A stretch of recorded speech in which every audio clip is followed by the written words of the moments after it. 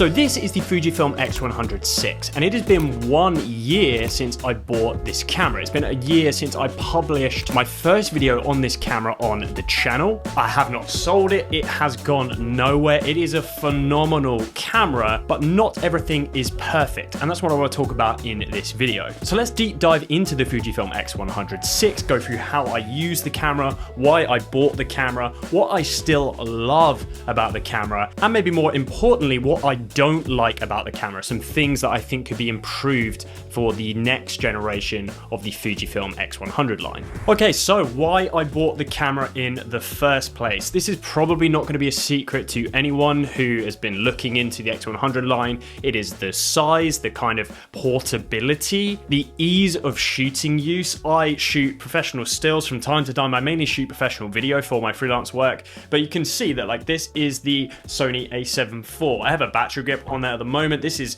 the camera that I use for all of my professional stills work. Look at this absolute beast. I mean, again, especially with the battery grip on there, but look at the size difference. I mainly bought this for holidays, for traveling, and basically just a camera to essentially have on me, being able to shoot high quality stills without the form factor that having something like this with you kind of requires. It is just, you know, basically a bit ag to carry around, whereas this is an absolute dream to carry around. It's also just a really fun camera. So when you take it out with friends for birthdays or family kind of interactions or gatherings, this camera is a lot of fun. People aren't intimidated by it. People will pick it up and start shooting with it themselves, kind of assuming that it's in the right settings. Everyone loves having one of these cameras lying around because you're able to genuinely capture really nice and kind of quite unique moments that it would be just harder or not as natural to capture using something like a more professional stills camera. A lot of my other cameras are work for me, like I do this day in, day out,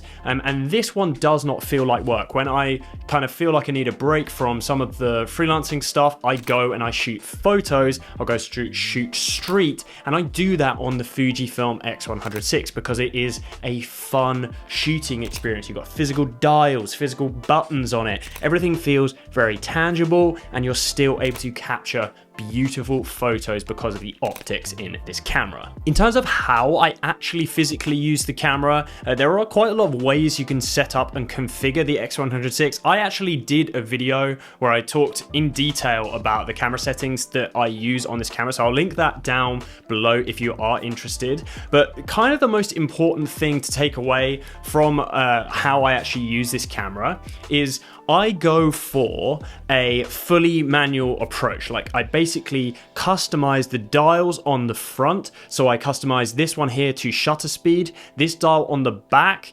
to ISO, and then I use the dial on the front to control the aperture. And that basically means I have a fully instantaneously physical kind of way to interact with all of the camera settings that I'm using and changing. And whilst it might not be as instant as maybe like shooting something like aperture priority mode, it again allows this camera to feel very tangible for me. So if I want to, I can sit on auto aperture and that will work things out for me. But for the most part, I sit on f2.8 or f2, or if I'm shooting something, maybe you're kind of working in a slightly like larger focal plane, I might shoot at f4, but then everything is controlled with dials past that point, and it does make for a really enjoyable shooting experience. And I think that's an important distinction actually, because I use this to enjoy myself whilst taking photos. Like I said, you're able to actually take photos you want to take. It's almost like an elevated smartphone for me. When I take a photo with my phone, assuming I'm not just like sending it to a friend or something on WhatsApp or something,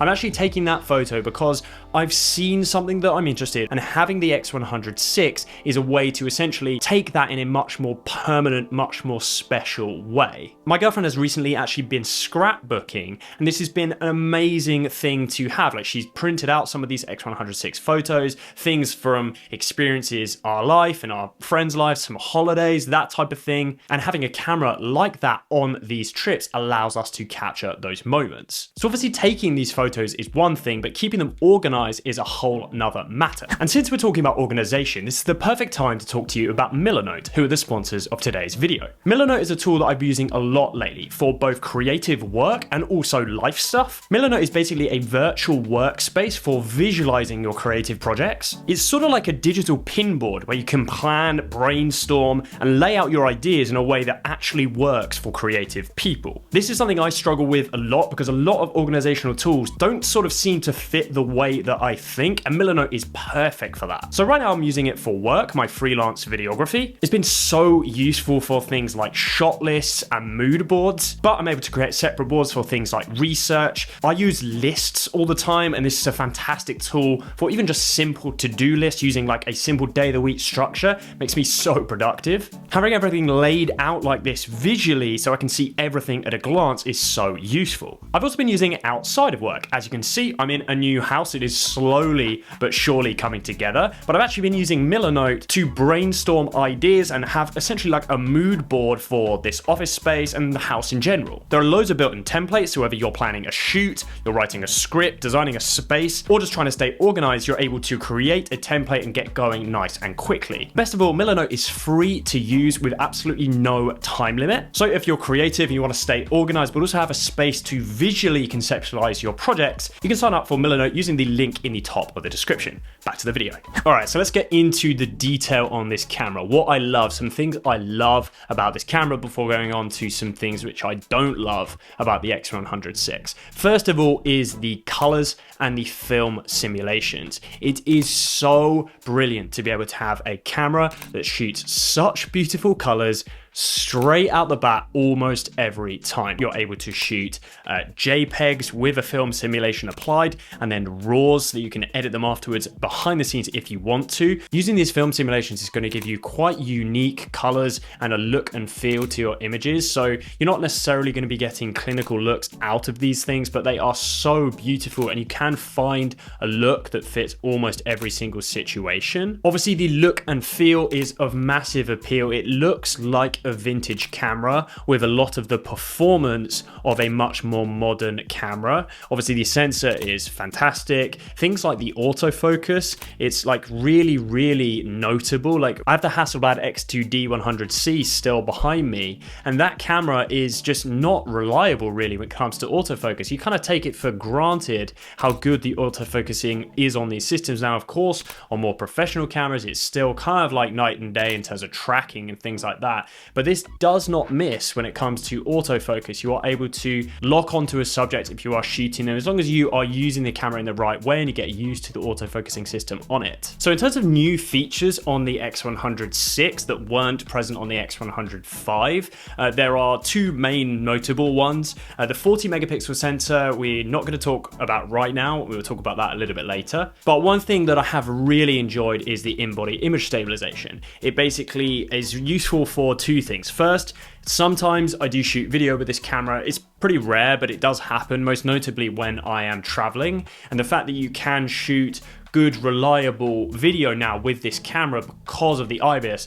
If you see kind of previous references of X100V videos, unless your camera was stabilized somehow, tripod, gimbal, or something like that, the footage was really shaky. You get loads of micro jitters, whereas with this one, you're able to genuinely hold it. You can even do a bit of movement and the footage still looks fine. And another is slow shutter. So like shots like this with the X100V just wouldn't have been possible. It allows you a few more creative choices because of that in-body image stabilization. Okay, so with the good, there comes the bad. Hopefully some things that Fuji could improve on. Some other things that they probably aren't gonna be able to improve on, like for one is just the form factor and the size. Whilst the camera is small, don't get me wrong, it is a tiny camera for the punch that it packs. It is certainly not pocketable. Like this doesn't fit realistically in any pockets that I own, unless you're talking about like massive jacket pockets or anything like that. It is easily thrown in like a camera sling or something like that, but for the most part this is a portable camera, but not a so small that you kind of have to consider it camera. For a lot of people, this will be more than fine, but I do just wish sometimes that the form factor was just a little bit smaller. I talked earlier about that 40 megapixel sensor, and that is actually one of the things that I like. Don't get me wrong, I do like the sensor. The sensor is beautiful on this camera, but I do have to admit the file sizes are quite a lot for a camera like I have talked about in this video, a casual kind of point and shoot experience. I actually feel like the file size from the smaller X100V was actually probably the sweet spot for this type of shooting experience. There are times where having the additional resolution and that additional punch is definitely going to be useful, and there will definitely be some photographers that absolutely love the upgraded sensor size, but for me this wasn't something which I felt was actually very necessary. Another gripe that I have with this camera is the battery life. For a camera which is kind of designed to be shot with in a casual environment, like you're out and about, you're kind of walking around, you're not like traveling with 3 camera batteries and that type of thing, the battery life is decent, but it is not great. Let's put it that way. Like, you can shoot easily for 4 or 5 hours with one charge, like especially if you're turning the camera on and off fairly regularly. But to do a full unrestricted day of shooting, you are definitely going to need a backup battery. And so we come to my verdict after using the camera for pretty much an entire year now. It is still probably my favorite camera that I've ever owned, even if you compare it to something like a sillily more expensive Hasselblad. The Fuji really holds its own. It's actually probably a more pleasurable shooting experience when we are comparing things like the autofocus and essentially the reliance on the camera. A shooting experience like the Hasselblad, don't get me wrong, allows you to think about photography in a slightly different way. This is a casual, fun, engaging way to shoot, but you actually still might be able to get some fantastic images. And that really is what the X100VI is all about, being able to capture fantastic moments and create fantastic images from them. And on that bombshell, I think I will leave you, but I would love to know your thoughts on this camera down below.